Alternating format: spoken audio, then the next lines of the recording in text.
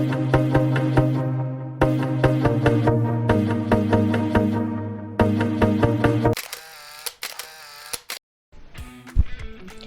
teman-teman, di video terbaru kali ini kita akan membahas tentang asuransi. Bersama kami, Desri, Dirga, Jen, Maria, Roni, dan Lati.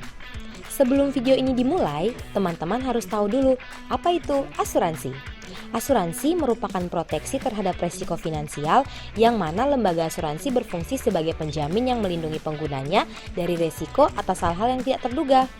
Nah, mengapa sih asuransi itu penting? Dalam kehidupan, pasti akan mengalami risiko tertentu dan tidak bisa dihindari. Beberapa bisa karena risiko tempat kerja, kecelakaan, perubahan iklim, usia, dan bahaya kejahatan. Oleh sebab itu, asuransi sangatlah penting. Nah, berikut kita akan mengetahui apa saja jenis-jenis asuransi. Yang pertama adalah asuransi pendidikan. Asuransi pendidikan merupakan solusi yang menjamin kehidupan yang lebih baik, terutama pada aset pendidikan anak.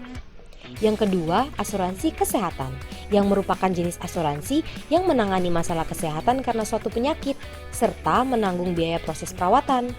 Pada umumnya, penyebab sakit yang dapat ditanggung oleh perusahaan asuransi adalah cedera, cacat, sakit, hingga kematian karena kecelakaan. Yang ketiga adalah asuransi jiwa. Asuransi jiwa merupakan asuransi yang dapat dibeli untuk kepentingan diri sendiri dan atas nama pemilik asuransi atau yang didaftarkan untuk kepentingan orang ketiga. Yang keempat adalah asuransi kendaraan, yang merupakan asuransi yang bisa dipakai untuk membayar kehilangan atau kerusakan kendaraan bermotor yang telah didaftarkan. Yang kelima, asuransi kepemilikan rumah dan properti.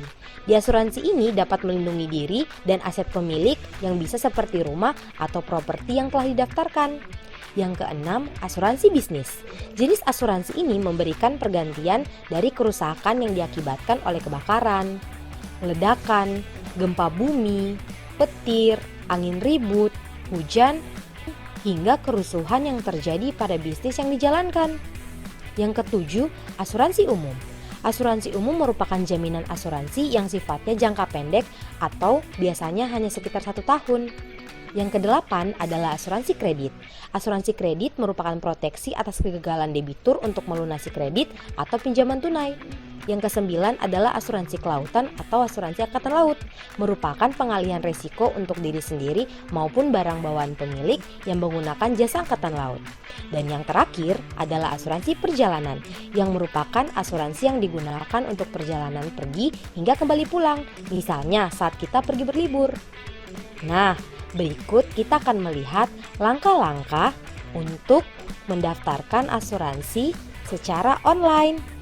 Yang pertama, kita harus menyiapkan data diri terlebih dahulu seperti KTP, KK, dan akta. Yang berikutnya, mengunjungi portal dan mengisi formulir. Yang ketiga, memilih premi sesuai dengan kebutuhan kita.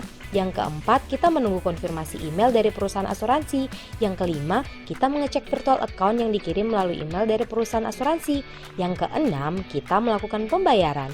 Selamat, Anda telah menjadi pengguna asuransi. Yang berikutnya, kita akan mendaftarkan diri secara offline. Yang pertama, mendatangi kantor asuransi pastinya. Lalu, kita menyiapkan data diri seperti KTP, KK, dan akta. Berikutnya, kita melakukan proses wawancara untuk mengetahui produk-produk asuransi apa saja yang ada di perusahaan tersebut. Setelah itu, kita mendapatkan penjelasan mengenai asuransi. Berikutnya, kita mengisi formulir yang diberikan. Lalu, kita menandatangani perjanjian yang telah disepakati. Selamat, Anda telah menjadi pengguna asuransi. Akan tetapi, ada beberapa masalah yang terjadi terhadap asuransi. Melakukan penipuan, pasti negara akan merugi besar. Lalu, masyarakat pasti tidak akan percaya lagi. Dan, bagaimana cara untuk mengatasinya? Nah, berikut kami akan memberikan tips untuk memilih asuransi yang benar. Apa ya? Yang pertama, pastikan lembaga asuransi berlisensi pemerintah. Yang kedua, mencari tahu perusahaan asuransi yang menawarkan produk sesuai dengan kebutuhan. Yang ketiga, pilih lembaga asuransi yang telah lama berdiri. Yang keempat, bandingkan setiap produk asuransi yang ada. Yang kelima, mengenali kemampuan dan kebutuhan kita. Dan yang keenam, waktunya memilih lembaga asuransi yang dituju. Selamat, kamu telah menjadi pengguna asuransi yang benar dengan mengikuti tips-tips di atas.